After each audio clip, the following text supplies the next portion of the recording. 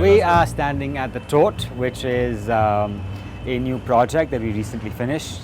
This is a kind of adaptive reuse of an old historical colonial building. It's composed of two blocks, which has been completely restored, which houses a restaurant and a lounge bar.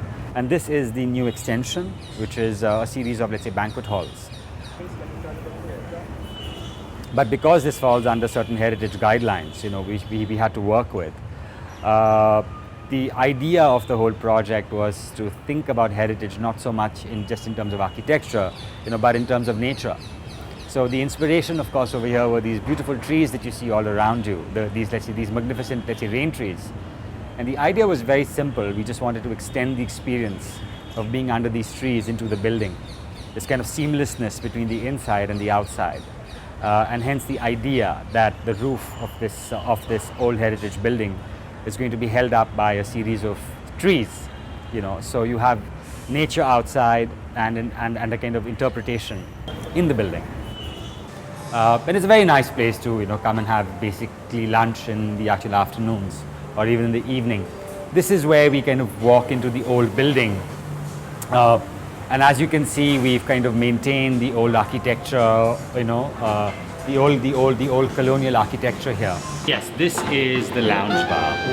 It's almost 9 to 10 meters tall. The pattern of rain trees onto the actual facades on the internal elevations as a kind of acoustic paneling system. These lines that you see in bronze are actually the lines of intersecting let's say tree branching patterns, and by gently faceting them it basically creates this kind of dispersion of sound. The whole project, of course, took almost 2 years to do. The Blue Frog was also a competition that we won, and when it came up, me and Chris were debating whether we should do it, we should not. But when I walked in and I saw that beautiful space inside these old industrial warehouses, we said, wow, we have to do this. The clients wanted to really do something unique, something very different, but I think more importantly, create a whole new culture of live performance. The vision was to bring in a lot of international performances, jazz, blues, young upcoming artists, to also create a platform for them in the city. The challenge of the project was, how could we almost create an operatic experience, like an opera house, within this old industrial space, but also be able to run a restaurant at the same time. So if you see the Blue Frog, it's a very interesting plan in the shape of a horseshoe, like an opera house. But instead of seats, you have dining tables. And that was a kind of interesting mix between the principles of opera house, let's say, design and the functionality of running an actual restaurant. And that created this kind of interesting architecture. I think typically what happens is when you begin to try to make something Indian or Chinese, you unfortunately do two things. One is you begin to reduce that imagination to historical elements or to traditional elements. For us, identity is not something that is fixed in the past, but is something that is evolving, that is always changing. To be local is to be able to understand the nuances of the times that we basically live in, as well as of our values. Italian is not necessarily an aesthetic idea. To be Italian could be about the passion for, let's say, for design, for craft, for manufacturing. There's so many Italian designers, from Achilles, Castigliani, and I think Italian design is finding a lot more acceptance within mass culture as well. People here increasingly recognize good quality and are willing to pay for it. So I think things are changing. I think one is, of course, the awareness of what good design is. But now the awareness that, good quality, it's worth investing in. It will last longer. The huge lacuna in India today is actually public architecture. There's almost no public architecture today. Most of the architecture is all private.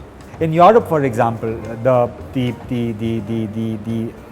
methodology of creating, let's say, public space and public architecture is through competition, right? Which really brings in the best ideas from people, often within the actual countries or themselves, or often from around the world.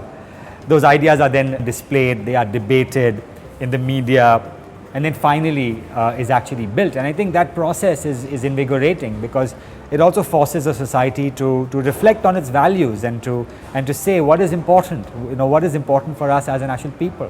What you see in India is an explosion of the production of real estate, not necessarily architecture. Here lies a paradox, where in a place like Bombay, if you look at the quality of buildings that are coming up compared to the kind of values that are associated with real estate, it's crazy. Dharavi again is something which cannot be very easily solved. You cannot just work with large top-down solutions. You cannot come up with a grand master plan and believe that you can solve the problems of the actual slums, because those are places where people live and work.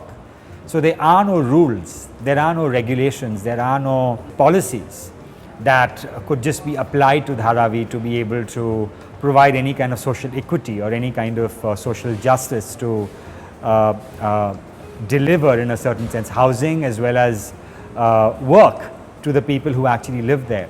And I don't think there are any easy answers.